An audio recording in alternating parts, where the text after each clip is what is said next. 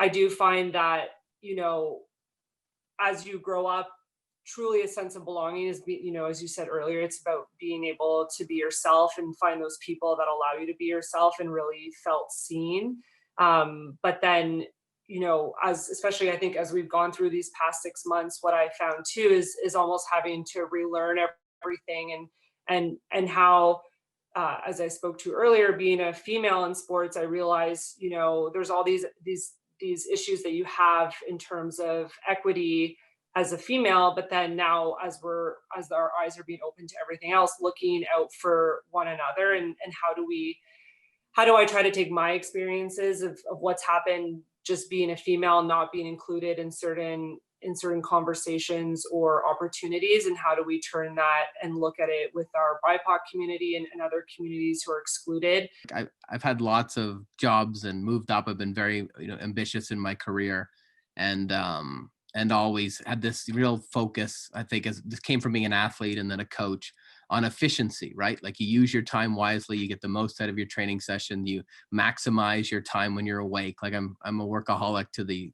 absolute extreme, and and so I've always had that focus. But what really has emerged, and this isn't just COVID, but COVID certainly has accelerated it in the last, let's say, 5 years and getting into more leadership positions, is that the details, I used to call these things, the details, like little things that are getting in the way of your objective to write the book, get the job, win the race, whatever it is.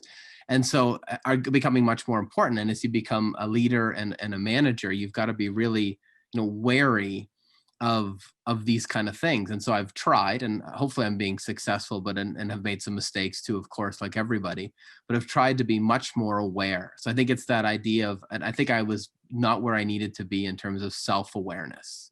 If you want to move up in the university world, which is very competitive and very challenging to get, senior jobs, as a lot of you probably know, in any industry, it's like that.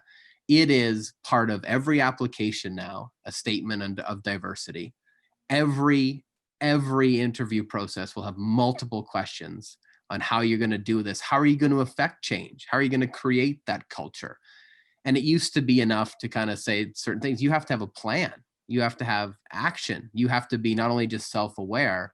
So it's kind of a non-answer a little bit, but I'm in that process of, you've got to be much more self-aware, much more proactive, much more on top of things, much more deliberate. All those things that we're kind of talking about would be, I think, where my mind is at today. And it's interesting. I would have, when you reflect on what I just said, you think like 10 years ago, I bet you I'd told you I had it figured out. I thought I was like, on the cutting edge. I'm supportive of everything. I don't, people choose, like your bedroom is your choice, and the rest of the world, we work together.